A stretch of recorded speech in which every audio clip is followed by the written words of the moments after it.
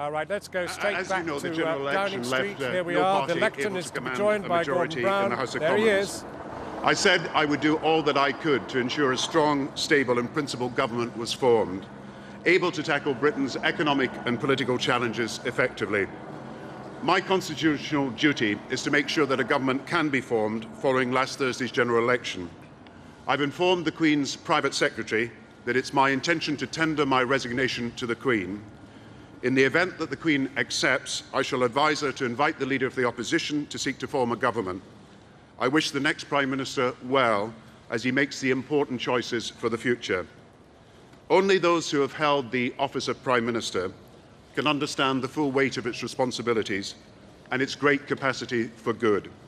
I have been privileged to learn much about the very best in human nature and a fair amount too about its frailties, including my own. Above all, it was a privilege to serve, and yes, I loved the job, not for its prestige, its titles and its ceremony, which I do not love at all.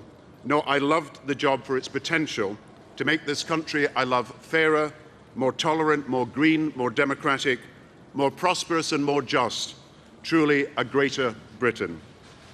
In the face of many challenges in a very few short years, challenges up to and including the global financial meltdown, I have always strived to serve, to do my best in the interests of Britain, its values and its people.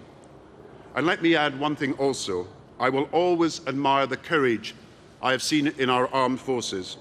And now that the political season is over, let me stress that having shaken their hands and looked into their eyes, our troops represent all that is best in our country, and I will never forget all those who have died in honour and whose families today live in grief.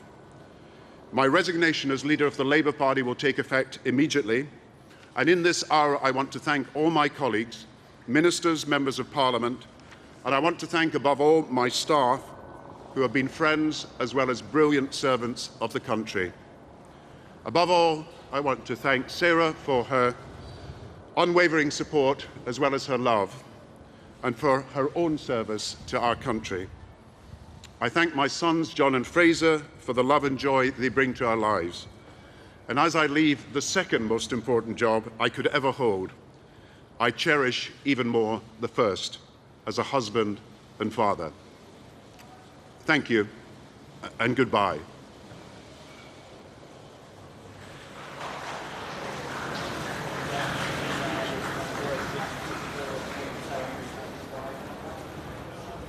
Well, a very dignified movement of the Prime Minister back into Downing Street after